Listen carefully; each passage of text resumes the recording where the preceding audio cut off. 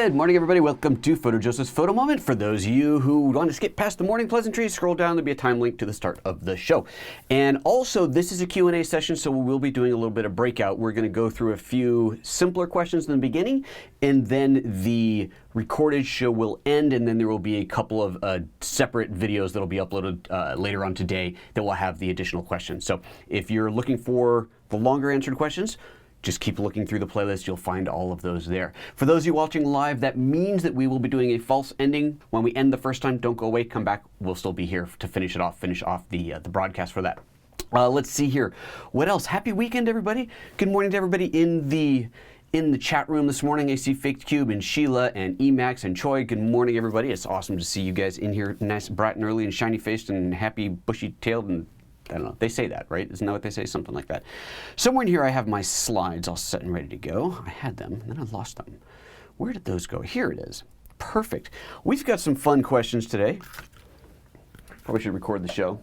It's always a handy thing. So I leave the thing on my desk so that I don't forget, but then when I've got a big pile of crap here, it's just another piece of the pile.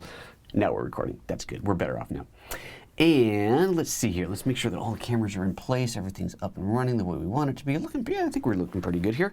We got some stuff here to go through for today's question. So, what else is going on in the comments? Sharbex is asking, why am I not doing this 7 days a week? That's a really good question. I should do it 8 days a week. Let's do it. Let's go for 8.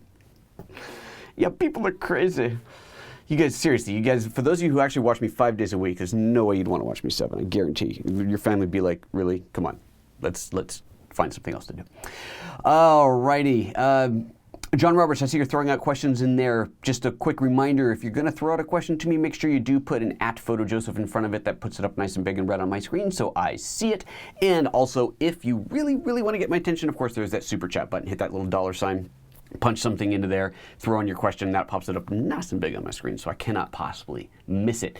All right, I think the Beatles have ownership on what, 7 days a week? 8 days a week? There's some reference in there, I'm sure I'm not getting. We'll see how this goes. Okay, let's do this thing, shall we? I got some good questions here.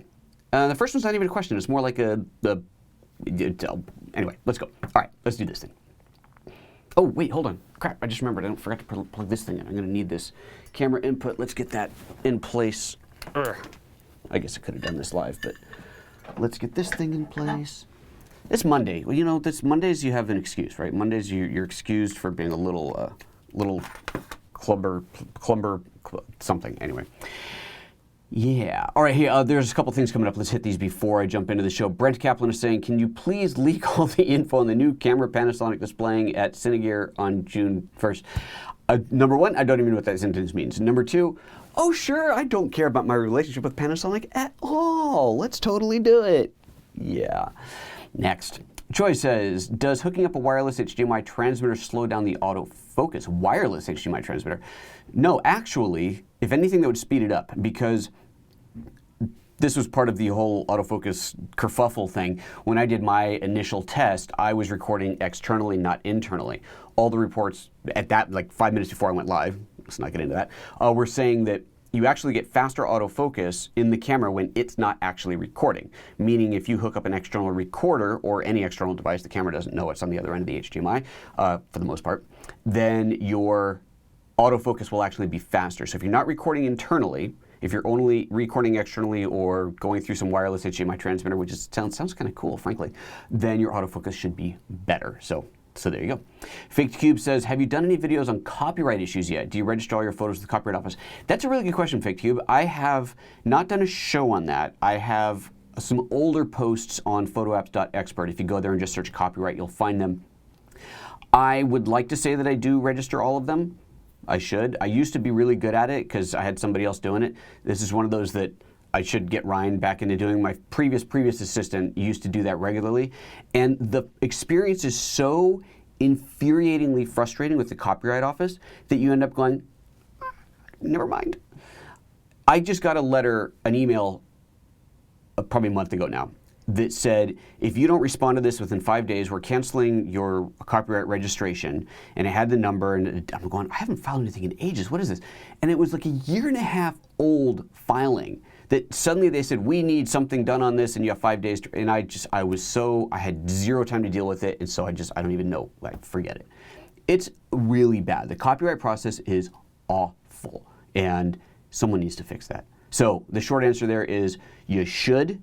I sometimes do, I don't always. If I do a big commercial shoot, I absolutely do, but I used to make a habit of doing it like every once a month. We just take everything shot in that month and off it would go.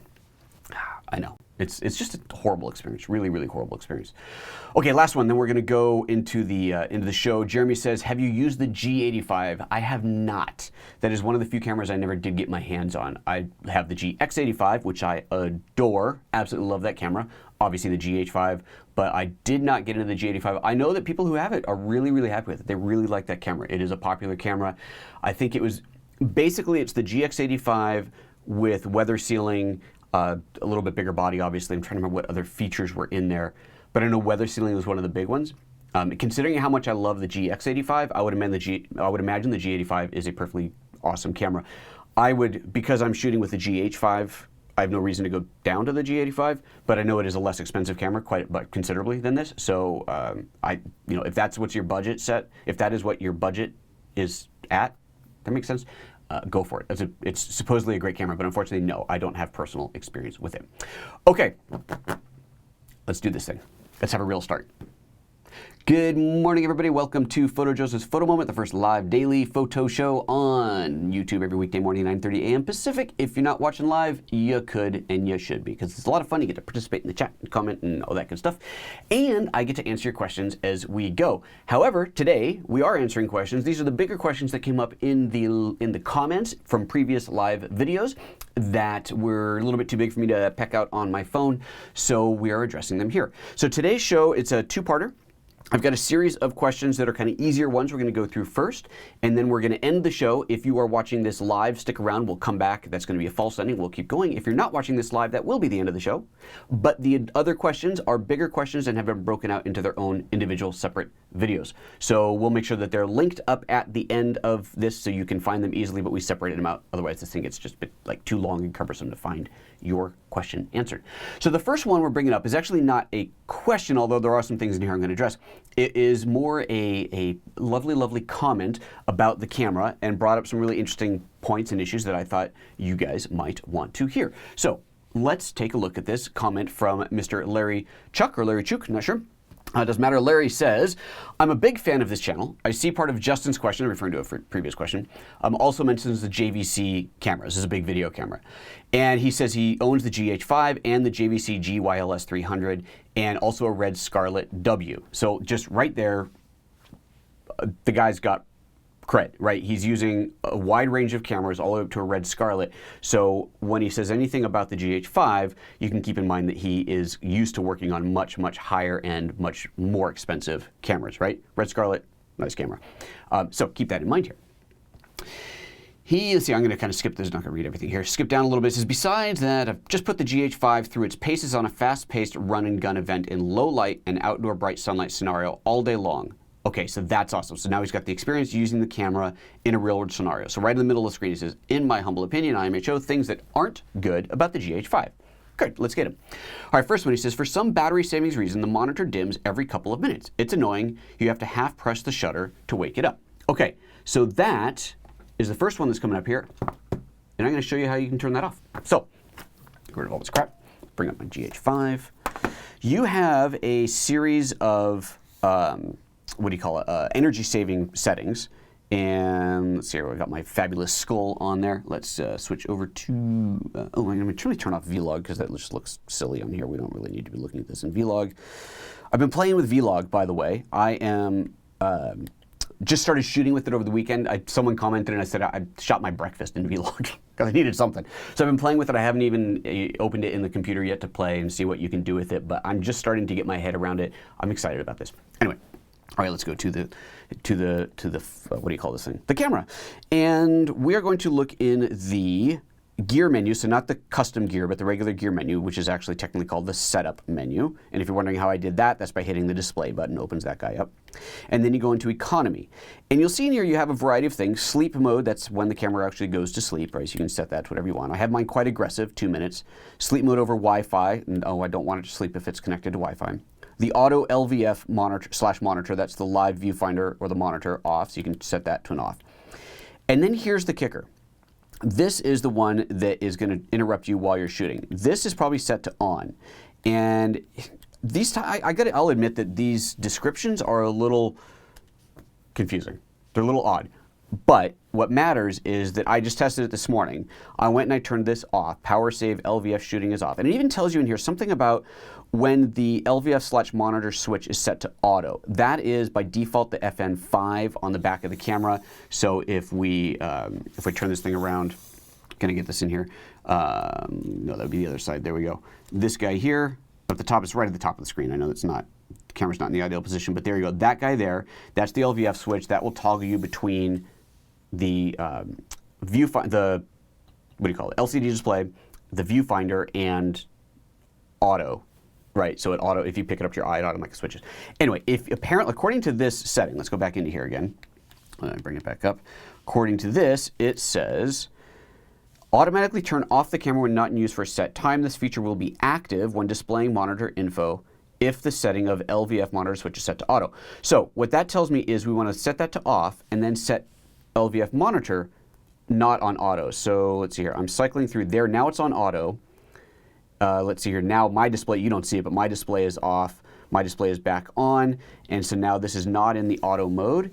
And now with that set, when I am shooting, and I tested this before the show just to make sure, when I'm shooting with this set to off, I let it run for about 7 minutes and the screen never dimmed. So that's the kicker. Turn that off and set your LVF switching off of auto, so either only on the viewfinder, only on the LCD, but not on auto. Then you should have no dimming on the display. And I know this has come up before, so hopefully this is a helpful point for a lot of people who are trying to figure out how to make that thing not disable. So there you go. All right, next up he says, 1080, 120 FPS or 180 FPS. For some reason, the moire and the alias are extremely pronounced when in that setting.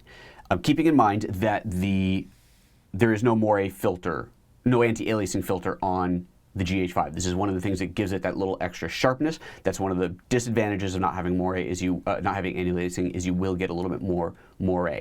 So depending on what you're shooting, most people will never see it. Clearly, he is seeing it, and that's fine. So that's what it is.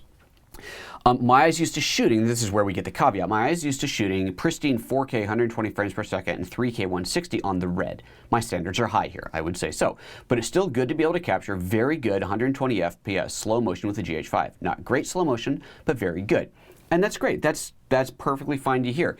It is clearly not a exclusive slow motion camera. There are exclusive slow motion cameras. There are cameras like the Red that are really designed from the ground up to do that. The fact that you can do 180 FPS in 1080p is phenomenal. I think for most people who are using this camera and shooting slow motion, it's an occasional thing, and so it's perfectly great and fine. But if you really want that super high-end slow motion, that's where you got cameras like the Red for. And there's other cameras that do that as well. But it's nice to hear from someone who is used to shooting on the Red. He's saying, hey, it's not as good as the Red, but that's pretty stinking good, right? I like that. I like that. All right, next one, he says, the record button is just mildly awkward. I felt like my finger missed it a couple of times because the buttons have the same texture. Okay, so he's talking about the record button, record button on the top of the, here we go, on the top of the camera. And I would agree. If I was trying to hit that all the time, it's kind of hard to get to that. So, Larry, what I want to tell you, because you may not have realized this, is that when you're in the creative movie mode, which we are now, so that's your permanent, your real movie mode, you can use this button to stop recording, but you can also use the shutter button. So you don't have to use this. This is really there primarily so that when you're shooting stills, when you're in one of the other video modes, like you're in regular PASM mode, and you want to start shooting video, you can just hit that one button and off you go to video. But if you're in regular movie mode, creative movie mode it's called, then the shutter button will start and stop your video recording. So keep that in mind. That is the preferred way, I suppose you'd say, of starting and stopping video, and you have a much bigger button to hit. You're not trying to hit that little tiny guy. So hopefully that helps you out, Larry. And finally, he says the placement of your right thumb, not the grip, on the grip, The buttons and dials are all a little crowded around there. Okay, so I mean that's just a subjective, that's a hand size versus size of the camera. If you're on a bigger camera, you have more room to put the buttons around. Obviously in designing a smaller camera, you still want to have those buttons in there, so you got to have a little bit of crowding. I think most people have found, and I certainly have found myself, that once you get used to it, you get used to the small size, all the buttons do have different textures, feels to them. You know where they are. It's not generally a problem. I don't think there's any way to spread them out any farther because, you know, physical space. But you know, fair. It's, you know, everybody's got their own thoughts and opinions on the camera. All right, so next he says, let's go to the next one. Here are things that I love even more than I thought I would. So this is where we get into the really good stuff. It's small, incognito to shoot with. Yes, it is. It's cool to just switch over to photos and blast a load of burst photos or 6K photos. That's, you know, just can't reiterate that enough. You're talking about a camera that is designed from the ground up to be both video and still camera. Most of the talk about the camera has been around video, and when you're shooting video, you're coming at it from a video perspective, the fact that you can just switch over and start shooting 20 megapixel stills or 6K photos, it's kind of cool. You know, that's one of those things you go, yeah, that's kind of cool. It's a pretty slick camera, so you know, he shares that. Next one, I really like this. He says low light is actually very good. My f2.8 lenses using dual IS shooting handheld at ISO 3200 yielded still a pretty darn bright and clean shots. If I rocked a speed booster with my Canon glass, it would have performed even better. Yeah, for sure. So, you know, you hear a lot of talk about low light performance. What's the low light performance? I don't really need that thing on. What's the low light performance like? It's not as good as Camera X. But again, coming from the filmmaker word, coming from things like the red and so on, if he's saying that this is really good, then I'll take that. That's pretty awesome. It's a funny thing because you've got features on this camera that position it clearly up against some of those much bigger, much more expensive cameras in there. But the price point puts it at competitive with the lower end DSLR, DSLM type cameras. It's an interesting position of where it sits, and it's all about perspective. For those who only care about autofocus, then suddenly this isn't the greatest camera in the world. But for those who care about things like 422 10-bit internal recording, you're going, are you kidding me? I can get that in a $2,000 camera. I don't care about anything else. That's what matters. So it's all about perspective. So it's nice to see him saying how much he thinks that the low light performance is good. And then he goes on to say about the color is profoundly good for this price. Shooting 422 10-bit, just phenomenal that you can do that in here. He says basically there's no small DSLR type camera out there shooting 4K 422 10-bit besides Blackmagic shooting ProRes, period. People may say their A7S II is good enough, but ultimately they're talking about 420 8-bit footage. Very, very, very big distinction. So thank you for pointing that out. That's a big difference. You'd have to spend over $5,000 in cinema camera territory to shoot with that colored up to 4K. So there you go. So over double the price of this just to get into that space. Oh, and then he says, at the bottom here, 4K 60 FPS at 420 8-bit, it's amazing. I handed the camera to my filmmaker friend to grab a shot. I said to him, just set it to 4K 60. His response is, okay, cool. Wait, what? 4K 60 from that camera? Enough said. Thumbs up. I love it. Thank you, Larry, for sharing all that. I told him that I was going to basically read his comment, respond to a couple things in here. So, Larry, again, thank you for sharing that. It's very nice to hear that type of feedback. All right, next up, this one comes from Mr. We're here with SkateTube. SkateTube says, I come from an APS-C camera, and I wanted to change to LUMIX GX8, but there's not much good info about deep things. People only talk about megapixels, crop, 4K, mic input, and so on. Can you have a show talking about the great and not really great things the camera has, like clean HDMI output? I'd like to own it for video. So I'm gonna focus on that one part of it, the clean HDMI output, because I think this is a really important differentiator between the LUMIX cameras and a lot of stuff that's out there. Now again, I'm not going to say, oh, camera X from Y brand doesn't, because I just don't know. But I know that this is something I hear all the time. Wait a minute, you can actually record the camera out. It's clean output. You're getting high quality output, no menus on the output, and so on. Yes, this is one of the big things about LUMIX cameras. The HDMI out is an output that is designed to be captured in most cameras, not on all the lower end ones, but on the higher end cameras, it's designed to be captured on an external recorder. So that means you can turn off all the menus. You have, in the case of the GH5, you have 420 or 422 8-bit or 10-bit output. So you can record 422 10-bit on the HDMI out and then record it and send it on the HDMI out and then record that on an external recorder. So if you're looking for a camera with external recording capabilities that are clean, better even than what you can get internally, That's where these Lumix cameras come in. The GX8 specifically, I'd have to look back at the specs. I don't remember exactly what it does or doesn't do on the output, so that's something he'll have to just look up and compare. Depends on what he's looking for. But when you look at something like a GH series camera, the GH5 or the GH4 before it, that HDMI out is designed to give you that clean recording. And I've done stuff with a lot of different cameras on the HDMI out, and it's really amazing what you can do. So that's just something I wanted to just bring it up very quick thing to put out there. Remember that the HDMI out is a huge feature on these cameras. I remember my first 5D Mark II, right? That was the one that did the video. And using the HDMI out for monitoring, right? Just for monitoring, but that's all you could do with it. It was a low-res output, if I recall correctly. It wasn't 1080p. Maybe it was 10. No, I don't think it was 1080p output. I'm pretty sure the menu is on there full time. It's not a clean output. There's an HDMI out, but it's not a clean output. This is clean output designed for recording, so super cool there. All right, and next up, Mr. Sivakumar says, does any company actually do a cage for the GH5 or GH4 with battery grip attached, or does it make sense for a user to have a cage with a battery grip? I don't know. I haven't seen one. I looked around a little bit. I haven't seen any cages that are designed for that camera with the battery attached. I'm sure you could build one because there's a lot of cages that are quite flexible and you can add extensions on them and so on. But I would imagine when you're doing a cage, in my mind, the idea behind having a cage as opposed to just other stuff attached to tripods and so on is that you can pick the whole thing up and run and gun with it. In which case, obviously, adding the extra battery could be nice to have that extra battery on there, but you are adding weight. And so typically you want to keep it as nimble as possible. So the short answer is, sure, there's a good reason to do it. Absolutely, get that extra battery power. You are going to be adding weight to it. No, I don't have a cage to recommend that does have the battery grip on it, designed to do that, but I'm sure they're out there. It's all you got to do is make the whole thing taller, right? So if your arms to the cage have little extensions on them, make it a little bit taller and away you go. So I think that's pretty good. The next question, though, the next comment in here, question is more what I wanted to bring this up for. He says, any specific reason why Panasonic opts for 2 batteries in 2 different locations, unlike probably something like Canon, where we can put both batteries in one external grip and easy to replace both once discharged? Isn't it a cumbersome thing for the user to remove the battery grip every time he has to recharge battery 1? Agreed. Again, there's no arguing with that. It's more convenient to have 2 batteries in there. So that's a fairly good question. So let's take a look at this. So why can't you have both of these in there? So then I thought, all right, well, let's take a look at this. I'm going to go, let's get this out of the way, get the close-up camera going here. Get this out of the way here. Sorry, let me get the shot set up a little better. All right, so here's the battery grip, right? Nothing, obviously, let's go this way. There we go. Battery grip, no camera attached, obviously. All right, so pop out the battery in here, and, oops, there's no battery. So pop the battery in there. All right, so put the battery in, and you can see it has to be in a little bit, right? There's like a little bit of space, and there's not a whole lot of light on that, but it's not like it's flush with the edge here, right? Okay, so we can agree on that. So it's in a little bit. Let me pop this thing back up. Come here.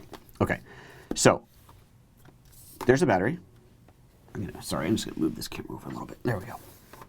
All right, so there's that battery in there, and it would be positioned about, we're gonna say right about there. And now let's take a second battery and add that in. Notice something? It wouldn't fit. It physically wouldn't fit, right? You couldn't do that. Nope, too big. So the grip would have to be considerably larger.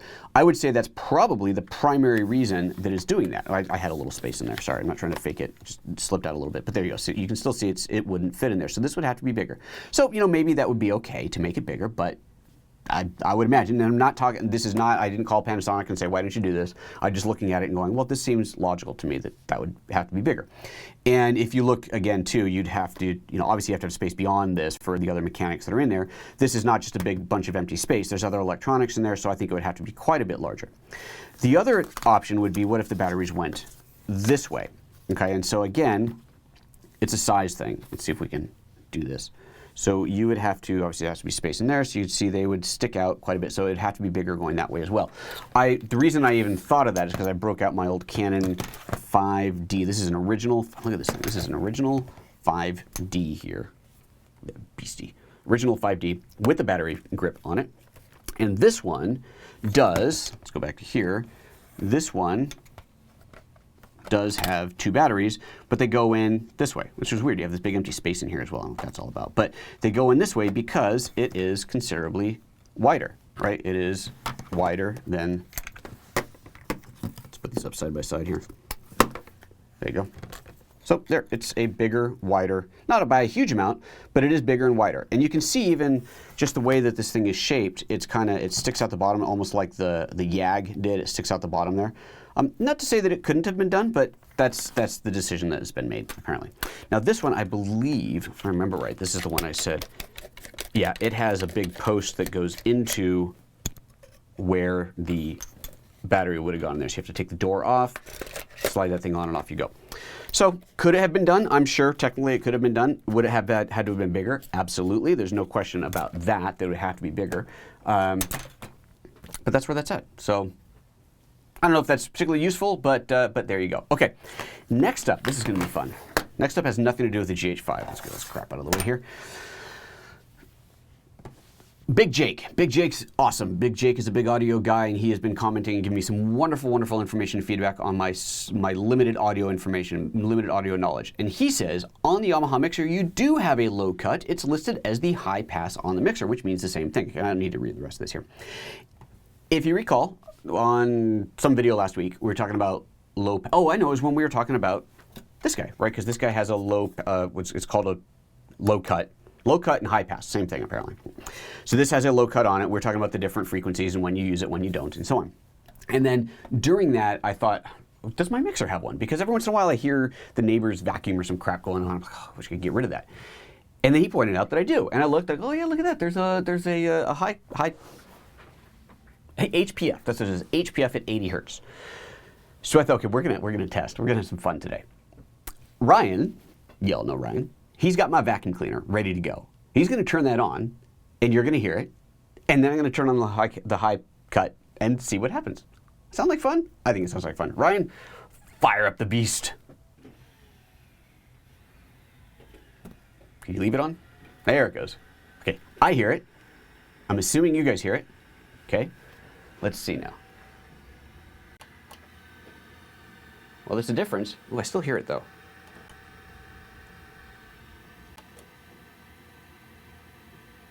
Okay, that's on and off. You guys tell me how much of a difference it's making, because I'm also hearing it bleed through my ears.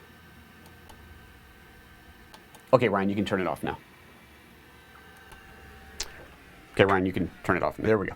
So, you can tell me. Tell me if there's any difference in there. I had to try this live, because I didn't bother to try it before. I thought it'd be kind of fun to try live. See if that makes any difference for that vacuum cleaner noise. So you guys tell me if there was any difference. People saying barely any difference, not really.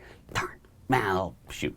There you go. Okay, let's hit the questions on here that have come up, and then we're going to do our we'll do the false ending and all that good stuff. Okay, let's see here. Before we do the questions, let's throw up this thing. Do not forget that we have GH5 training pre-sale open right now. If you are interested in a complete video training course for your fancy dancing, Shanita says that vacuum sucks, I know.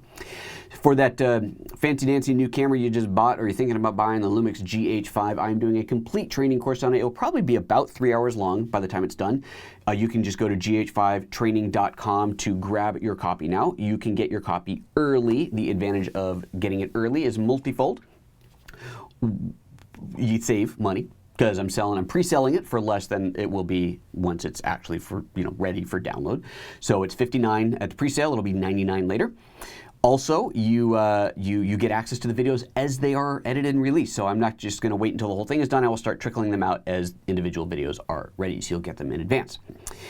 If, however, you are a lynda.com subscriber, I do want you to be aware that this video course will be on lynda.com. So the advantages of one or the other advantages of Lynda, of course, is that when you pay your monthly fee, you get access to all kinds of other training, not just the GH5 training that I am producing now, including some of my other trainings, Photo 101 and a bunch of other fun stuff that I've done. You have access to all that. You have access to it streaming. On mine, it will be download required, so you have access on streaming. But of course, you will only have access on Lynda as long as you are a paying member. On mine, you'll be able to pay once, download it, and it's yours to have. So, advantages and disadvantages. You guys decide what you'd like. If you're interested in that GH5 training, please do go pick up a copy now. It is lovely to have that support as I am creating the course. Okay, let's look at the questions that are flying by here. A few of them come up. I'm going to scroll back in and look for my highlighted name on there. And let's see here. Flores says, can you switch the viewfinder eye detect sensor off? The display is switching off every time my hand blocks the sensor accidentally. Yeah, absolutely. This is talking about the GH5, the auto sensor. That's what that toggle does. If you toggle through, it has 4 states. Off completely, so everything is off. I think that's right. Is there an off?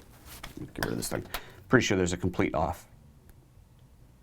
No, there's internal, there's viewfinder only, so it's on the viewfinder only right now and nothing happens. Hit it again and it goes LCD only, and see now as I go over this, it's not, you see that? Yeah, you can see it's not turning off. And then the next one is LVF monitor auto. And now, as I go up there, it automatically switches. So as I get too close to the sensor, it automatically switches. So that's how you do that. And then the next toggle goes back in. So 3 states. Here, or auto between the 2. There is no off. There is no off. So hopefully that helps. Let's see here. Keep on scrolling. Brent Kaplan says, I wish the battery grip and XLR1 were 1 unit on the bottom. Well, that would be like the YAG, and it would be a monster. Yeah, so no. Sorry. And everybody then saying not really on the back. Man, I was really hoping that the vacuum thing, the high pass, high cut, whatever, would do that. I'm bummed now. No, I'm bummed out. Oh, well, hey, Jake, you're awesome, and you're probably going to tell me what I did wrong. So there's also there's padding. There's all kinds of other stuff on there. Anyway, whatever. All righty. It was a good mic test and a hearing test. There you go, Flores. Ben5 Shuttle says, could this be an hour-long photo moment? Is there a high-pass filter switch on the vacuum cleaner? Yes, there's 2 of them.